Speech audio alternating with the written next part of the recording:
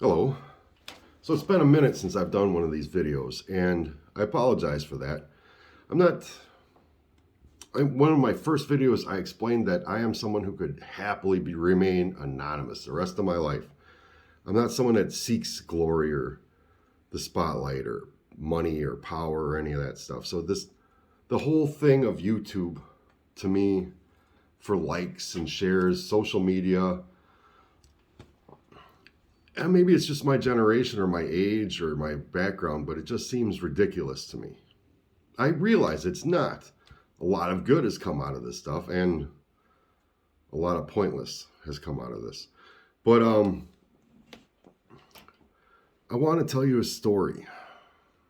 I want to tell you my story. It's not something. When I was doing these originally, I had my phone facing me so I could see my silly face looking back at me the whole time I was talking. Drove me nuts. In my house, there's one mirror, and that mirror is only used for shaving, brushing teeth, stuff like that. Occasionally, I will flip myself off in it because, you catch yourself looking. But, so when I'm looking at my own face, it just drove me crazy. And now, I had all these guidelines for the videos I was going to make, how they had to be perfect, and I kept imagining ways to make them more perfect. And the fact is, I'm never going to make them perfect. This is never going to be a perfect product. Not made by me, anyway. And I'm going to apologize, hopefully one of the only apologies I'm going to make in the video, that I'm going to be hitting this. I am an addicted person. I need my nicotine and caffeine. And one of the other reasons I was all jumpy and jittery was I was desperately trying not to do that while making these videos.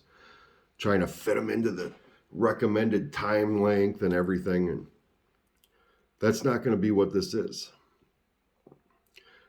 The only reason I am willing to do this is because I have a plan.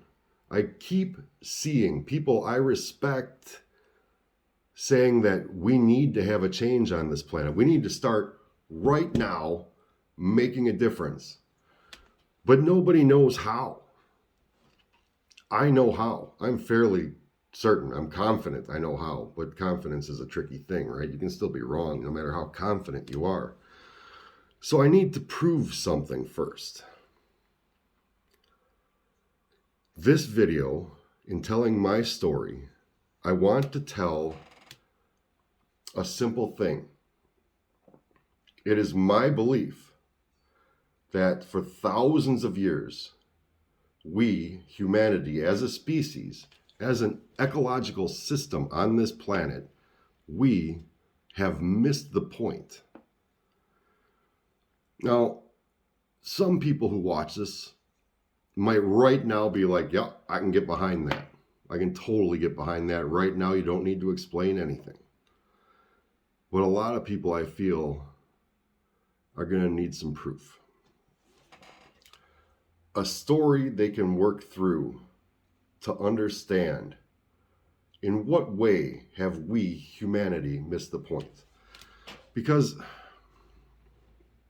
well, forget about it. Let's just get to the story. I've said before in other videos, I've tried to describe myself. I've tried to tell you what it is that brought me from where I was to suddenly I've got a plan that could fix our planet and our species. It's a ridiculous concept, and nobody should believe me anyway. That's just not something you just take for granted. So, the story. My whole life, I have been trying to understand, trying to reconcile what I know and see and understand of the world I live in. Is this thing wobbling? That's not good. I don't want it to wobble. Nope, not wobbling anymore. Good. I've been trying to reconcile what I understand and can know with what I was taught to believe when I was young. I was taught to believe certain things, core values that a lot of people share.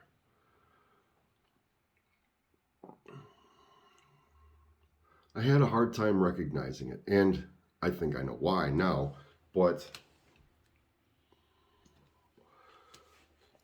I'm not a video editor, so I'm going to try and not get off topic, off track. And my mind can sometimes take me down paths that I'm not wanting. I'm trying to focus on the story here.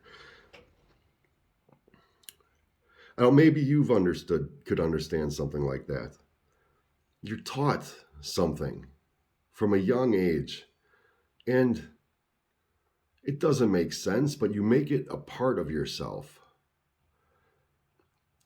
You allow it to shape everything you learn afterwards. That is memetics, and that I will explain shortly. This video is not about my plan for global warming or for green energy or any of that. This is just to prove or give an example of something that needs to change that is key to our species. And that is that we have missed the point. And we are still missing the point right now in all of our actions. Okay, so the story again. Trying to reconcile what I was taught to believe and what I could see and understand for myself. Clarity didn't come for decades. It was, you know what it's like when you've got something like that. You've got work to do. You've got kids to raise. You've got other priorities that take place, that take precedence. You have to do these things. Well, it's part of survival. It is survival in the system that we, humanity, have built and have operated and refined for thousands of years. To survive here, we have to work. We have to have jobs. We have to create jobs. We have distractions. We have love, heartbreak, depression, elation, sex. We've got drugs. We've got every kind of distraction there can possibly be. So for decades, I didn't really get anywhere.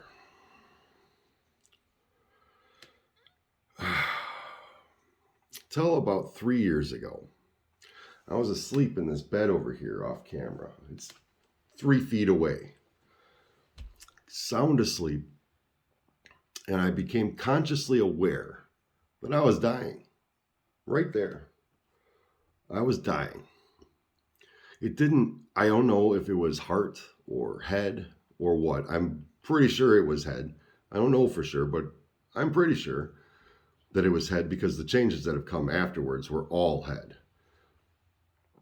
But I was dying right there. Still sound asleep. Consciously aware now that I'm dying. And a decision had to be made. I mean, it's not a bad way to go.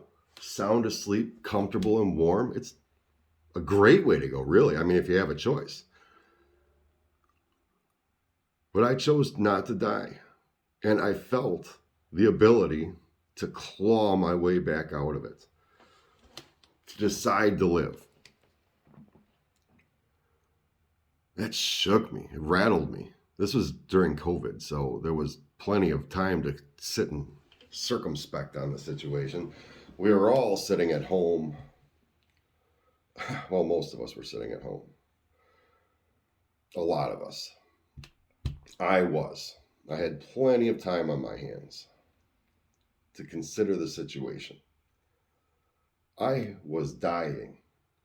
I became aware of it, and I chose to live and clawed my way back out of it. I don't know what physical attributes that clawing was. There was no fighting for my survival physically, hand to hand. It was all inside my head. And it may all be BS. It's quite possible. It certainly had a profound effect, whether it was BS or not. And the changes that have come since then lend a certain argument to the fact that, to the idea that it wasn't just in my head. It wasn't just emotional or psychological or anything like that. Now, I was raised to believe in a personal relationship with Jesus Christ, that Jesus was God. God wants to forgive, or God has given the opportunity for us to be forgiven. And I'll admit, one of my go-tos after that experience was to get right with God, to find forgiveness. Now, I've done this several times in my life. Not the death part. That was unique. But the striving for that salvation, the penitent heart, the desire to change and be loved and be forgiven. I've done that several times. I've been baptized 3 times. My faith, or my belief that was taught to me growing up, was not that you were baptized as an infant, but baptized after salvation. I've done that 3 times. Not after this last time. I guess I consider that covered. But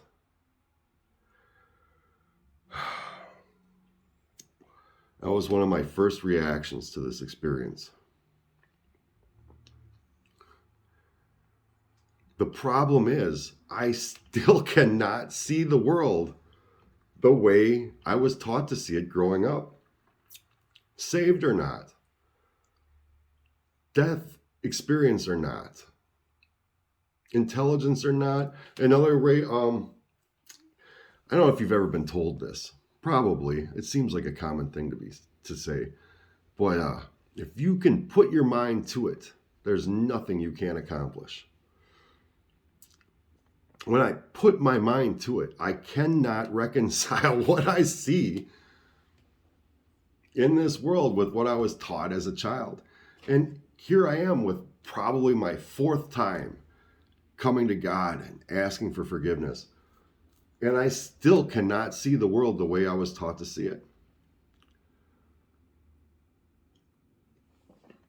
So after this experience, I had a period of about 6 months where my brain would not shut up. It was anything I watched. We did a lot of watching back then because, in the house. But for an example, there was a show on the future. It showed like farming of the future and housing of the future and stuff like that. And while watching things like that, I could not stop my brain from coming up with ideas and connections that would make those technologies, those goals, work. For about 6 months, it just was never ending. And then finally, I think the change that came next was, it was less scattershot. It was less all over the place with big ideas that there's no way you can do anything about 50 ideas at one time. Finally, the focus narrowed. Now, when I say we've missed the point, one of my other apologies here is that a lot of this is going to be focused on a more Christian background, because that's the background I'm working with here. I don't know about other religions. I don't know about other cultures. I've lived in Wisconsin almost my entire life. And that limits us to what we know. When you live like that, you're limited in what you know about the rest of the world. So it is a little bit narrow here. You're going to have to go with me a bit. Where was I here? The ideas. Once they started to calm down and there was focus, I focused on what has always been my focus in life. I've explained this before in other videos, but I'll say it here. I was given a question. I was a smart-ass, arrogant little kid when I was a teenager and early adult. And my mother, definitely the more patient of the 2 parents, posed me a question that was perfectly posed to torment somebody like me. The question or problem is that she, in her words, God is the only one capable of pure creative thought. For human beings, the only other intelligent species that we're aware of, everything we come up with isn't original thinking. It's a combination of things that have come before. Like our earliest technologies and advancements were copied from nature, and we still copy from nature today. Everything we do, every way we grow, everything we learn is done by that combination of things that came before. And I thought I had that question licked.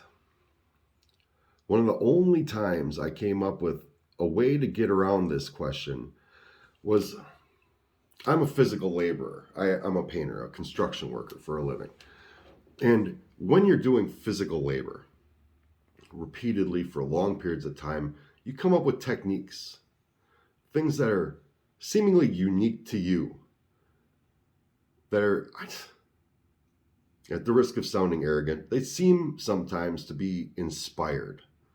You learn something, you get a technique down, something that makes your job better in some way, and you claim that. That's like, yeah, I figured out how to do that then.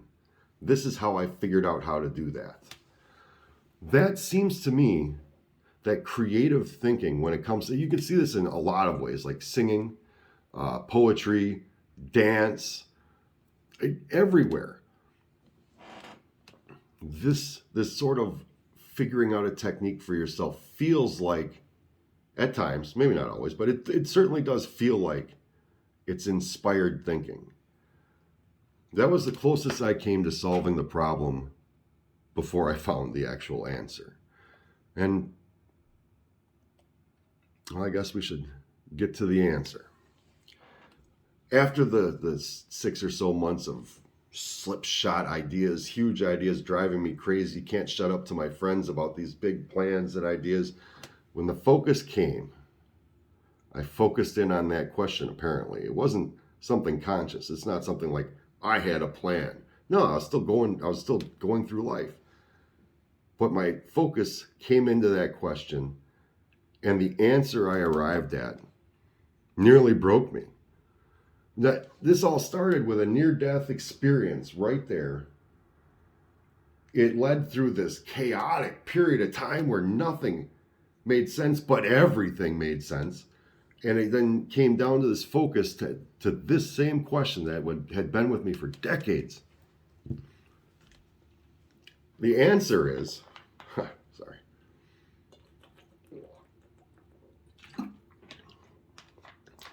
The answer is yes. She was right. That question is right. Everything we do is a combination of something that came before. This theory was laid out the year I was born by Richard Dawkins. He called it memetics. It's that our culture grows and evolves so similarly to genetic evolution. There must be a component inside our societies and personalities and consciousness that is how it grows, by taking things that have happened or we are exposed to or we have learned, combining them and advancing. That is that thing. The thing he described was, like I said, it evolves similarly to genetics, but there is no gene for society. So what he decided to do was say, yes, there is, and that gene is a meme. He called it a meme. We now use the word meme every day, all day, it seems like. From the ridiculous to the profound, memes are absolutely everywhere, which is not new. It's not new. That is how we came to be what we are. Memes have always been there. Now we've embraced them in a different way, let's say. So if the question is whether or not we're capable of original creative thinking, if that is no, we're not, and memetics is the label or description or study of what it is in our consciousness and societies that makes us evolve, it's memetics. That is it. In the same year I was born, 1976, There was another book published that I was never exposed to until last year, called The Origin of Consciousness in the Breakdown of the Bicameral Mind. This theory, Julian Jaynes, 1976, this theory, I'll stop that from happening right now, is that we were once very different from this. Yes, now our consciousness grows and evolves, our society grows and evolves mimetically. Mimetics is us. Each one of us, everybody, and whoever watches this, you have a different mimetic path that has brought you to where you are than I do. We all do, but it's all the same underlying mechanism. Plants can look different, but they still grow through photosynthesis. We grow consciously through mimetics. Now, this book, Julian Jaynes, The Breakdown of the Bicameral Mind, he postulated that around 3,000 years ago, there was a change in our societies. Before that, we interacted with our world very differently. He believes, now keep in mind, he's trying to find a way to help solve schizophrenia because that's his focus in life. He's trying to understand the origin of it. He's trying to understand what he can do about it. He wants to help when it comes to this. That's his life's work.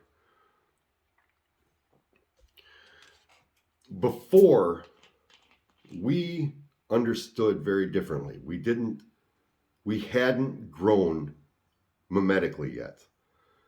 We were at a simpler place in life. Ugh, poetic.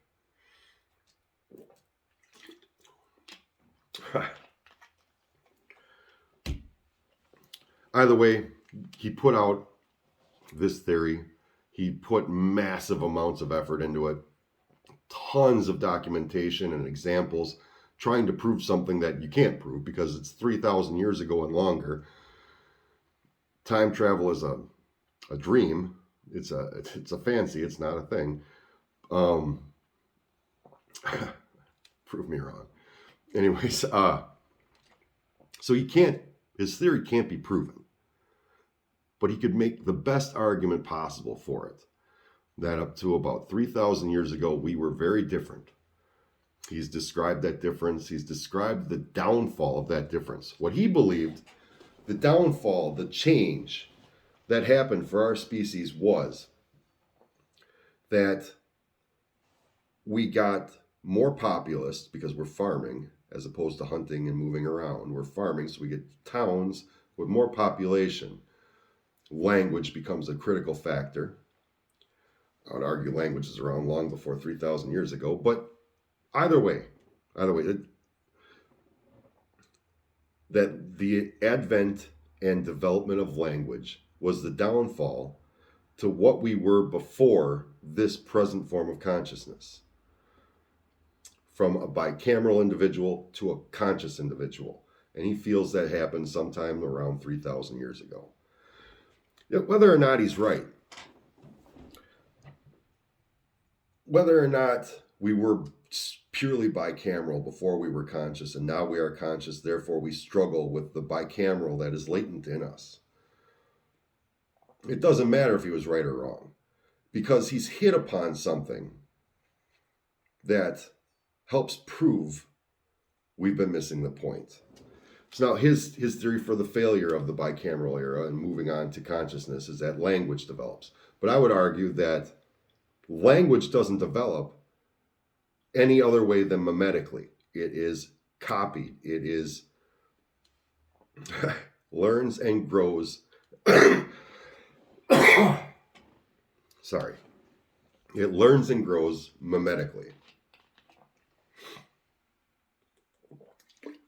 I've been fighting a cold for 2 weeks here, and I've tried to be prepared for this, but I have a hard time getting to these videos, and I need to do it. When I feel it, I have to do it. So you get a sick me. So if the breakdown of the bicameral mind and the advent or introduction of the conscious mind is broken down by language, and language is purely a product of memetics. The breakdown of the bicameral mind was brought upon by memetics. It's complicated, but not really. Wait, where am I going here?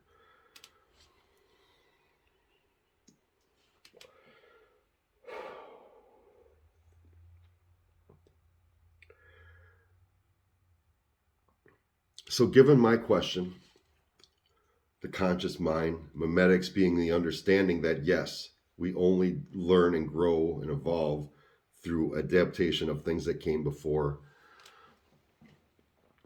If it is possible, we were once very different creatures. And if you go with the Christianity view, of course we were. There was actual conversation between God and man.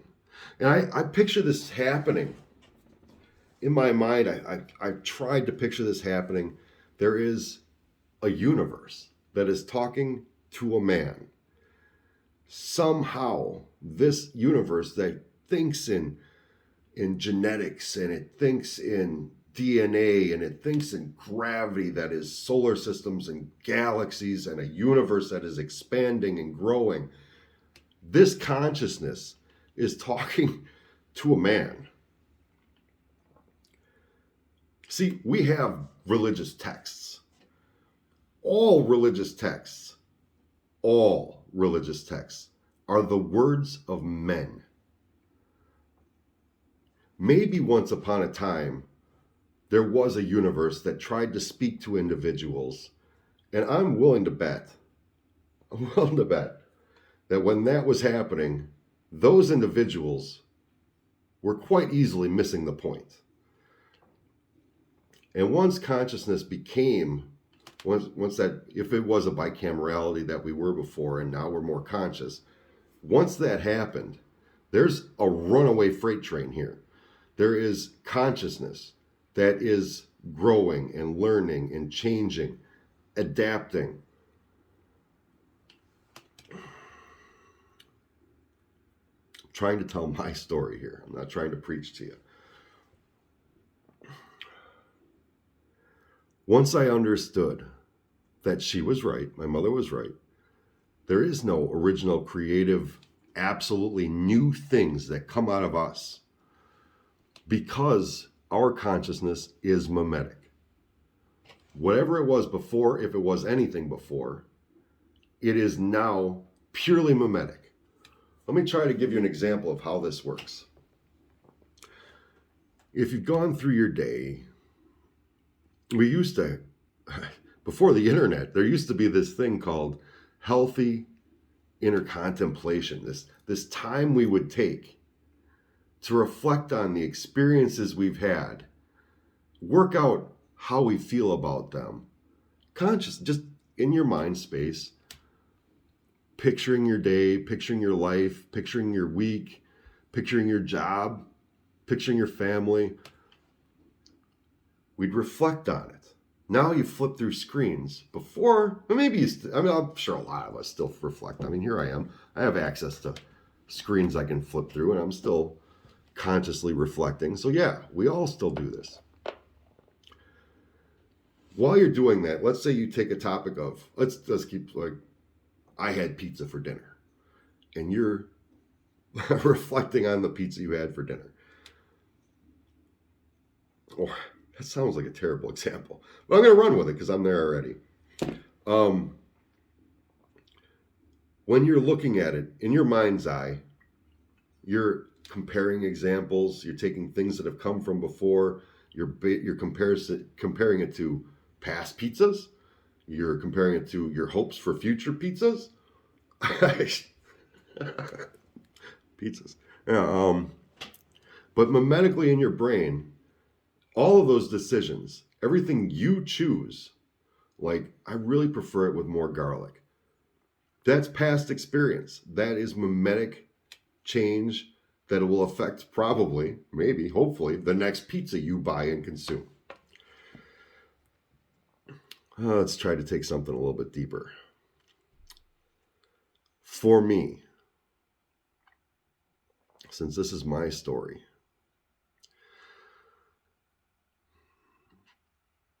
I'll give you a good example. All right. Before, when I would get into quiet reflection, but of the darker variety, we're all humans. We all have to deal with things like insecurity, like the feeling of failure, the elation of success. I tended to be more deep. There was a line in a show once upon a time that said, girl talking to another girl, why do you like sad places? And the response was, because sad is happy for deep people. That resonated with me. I tend to think of myself as a deep person. And sad is a place where a lot of discovery gets made. A lot of discovery gets made. It seems like, now it's not good to just dwell in the sadness and that insecurity and fear and loathing. It's not good to stay there. And I don't know that we can ever permanently get away from it. I know I couldn't. I don't think I would want to. Because every time I go there, I get to learn something. I get to examine things that I wouldn't normally want to examine because they're not fun things to look into. Before this all happened, all I could think about when I was in my dark place, dark reflection, dark contemplation, whatever, was how flawed I am. All I could think about was how I screwed something up, or how I could have done something better, or how I'm not worth any of these things that I dream about that would keep me motivated to make progress. Why make the progress if I'm not really worth any of that success or that happiness anyway? That's how it was before this. And after this happened, that started shifting from, you still have that nagging voice. I still have that nagging voice that says, I shouldn't be making this video, because who would want to listen to what I have to say? Why should they listen to what I have to say? That nagging voice that tells us we're not good enough, that we're not worthy. That voice started to change from, instead of focused on me, because now I've experienced forgiveness, whether that is of the divine variety or the personal variety, I've experienced forgiveness now. It started to shift from, well, if there's something wrong in me, I'm not an exceptional or unique individual in this world. We're all humans. We're all the same. We all have the same chemistry. I mean, there are examples of things that fall outside the parameters, but there's nothing unique about me. So anybody watching this must be able to resonate with the idea that they're not worthy. They've had that conversation before. They've had that feeling. Some deal with it better than others. If what we call success nowadays is actually better than the results I've found. But by the way, that change came in that it was no longer about how flawed I am, but how flawed we are.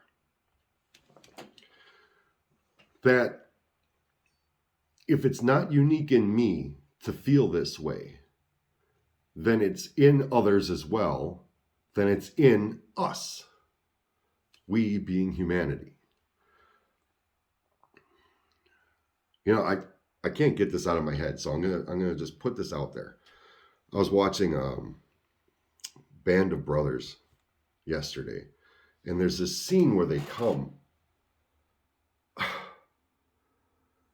with old hands that have been in the war for 2 years, and a replacement that's in the group that he's not seen combat yet, and they come across a concentration camp, and it takes them a minute to actually understand what they're seeing, because the reality is it was horrifying.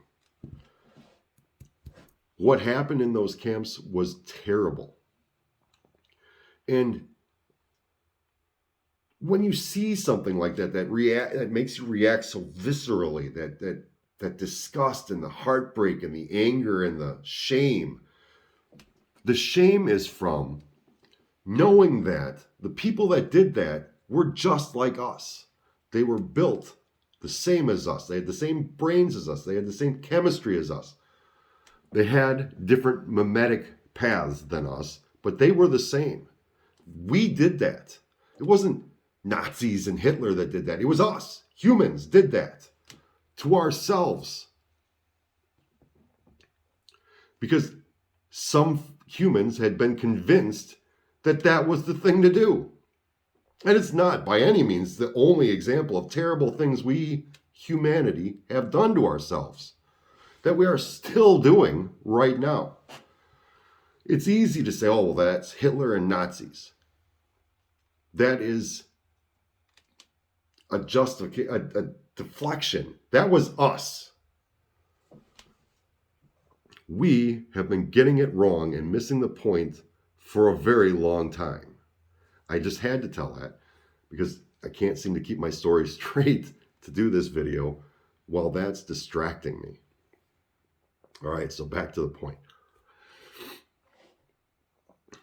I had changed from self-loathing in my dark reflections to beginning to see how this isn't just about me. It's about how flawed we are. I made another video on here that, and in the video I called us a malfunctioning ecosystem. We, humanity, are, as the planet's top evolved species, are an ecosystem. And we, as an ecosystem, are malfunctioning to hell and back. And I think one of the reasons for that is that point we are all missing. All of the crappy things that humans have done on this planet, that is not crappy individuals. That is humanity. That is us. When, back to that show again, when they find this camp, it's right next to a town, and the town is acting like, what are you talking about? It can't be that bad. I never even heard of something like that happening. That can't be happening. It was happening, and they knew it was happening. They enjoyed benefits of that happening. Like, one of the reasons, I'm not a historian, but I'm just trying to give an example. One of the reasons why they picked on the Jews was that they saw them as economically successful and felt that they didn't deserve it. The Germans deserved it, or whoever. I'm not trying to start a fight here, but the Nazis believed that they deserved it and the Jews didn't. They built this mimetics in them that to deal with the Jews, extreme measures were warranted. That is a very weird mimetic path that I have not really explored because it's kind of creepy and disgusting. The town. Those people enjoyed benefits because Jewish people did have some success. Those people being removed, there was spoils to be had. There was business opportunity to be grown. There were voids to be filled. They were enjoying benefits of what was happening in the camp, whether they knew about the camp or not. And in our society today, we are doing exactly what that township did. We are enjoying benefits of, or reaping the rewards of, or the wealth of, the expense of other human beings, at the expense of other human beings. That our level of society right now hasn't really reached beyond that point. We still, I don't live, poshly or anything like that, but I live comfortably, and I try to do it not at the expense of other people. But the fact is, I have heat. I have heat that is very much gained at the expense of other people. I have access to Amazon. I could buy anything I want and have it shipped right now. That is on the backs of people less fortunate, and a planet that's already in dire trouble. It is not the same. It is not the same as concentration camps, but there is some similarities still in the world. There is still slavery. There is still entire countries that are all poor or at war with themselves because the resources they're fighting for are so limited.